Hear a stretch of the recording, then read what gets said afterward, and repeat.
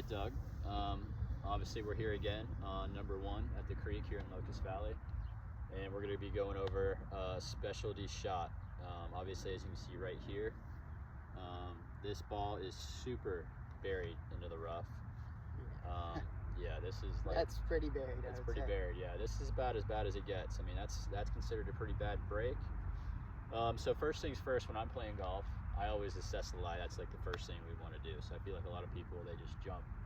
They see the lie, they don't really look at it too hard. They're like, it's kind of buried, but you really want to get in there and be like, okay, like there's a lot of grass behind my ball, covering my ball. I mean, I can barely see the top of this golf ball right here. Right. So what I do is I kind of assess the lie, and then secondly, I'm going to try to, so with this lie here, I'm going to take a little more loft. So I'm going to hit more of like a pitching wedge. And just try to get it flying about like 100 yards, 120 yards. More loft, that'll help me get it like out better? Yeah, more loft is going to help you compress the ball first and get that ball up more. Yeah. Because if you take a 4-iron and try to hit it out of this lie, that ball is just going to shoot down. Yeah. And like because the club's already de-lofted so much. Right. So you want to take a little more lofted club, like a pitching wedge. And what we'll do is we'll put that ball a little more back in your stance as well. That'll help you kind of hit ball first and really strike ball first and get that ball out into the fairway. And on this hole, I think our goal is to hit it about 100 to 120 yards, something a little short of the green. And that'll give you get it running up there. If it gets on the green, great. If it's just short, we got an easy chip. Yeah. So because it's not gonna.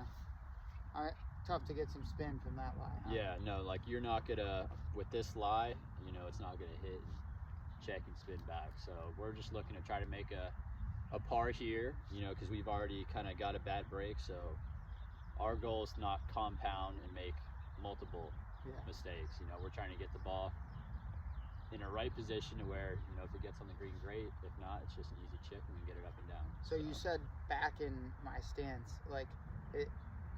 What is that gonna, like, how does that help me if I'm trying to hit it higher but I'm putting it back in my stance? How does that help? Yeah, so back in the stance is going to help you hit a ball first and not necessarily de-loft the club as much. It's kind of like hitting out of a bunker. So when you're hitting out of a bunker, you're going to move the ball a little more in the middle of your stance to really hit ball first and not hit sand, you know, behind the ball. Yeah, okay. So maybe that's why I was coming out low, because I'm hitting too much grass. So if I put it back a little, it's going to help you have more of a descending blow in the ball.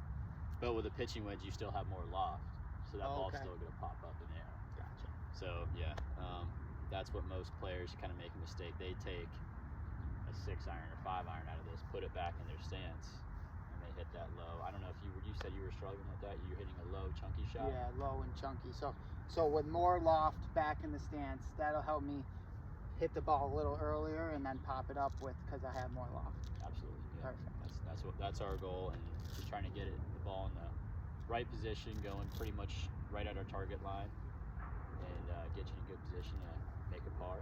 Awesome. Kind of move on. So Let's do it. let's do it.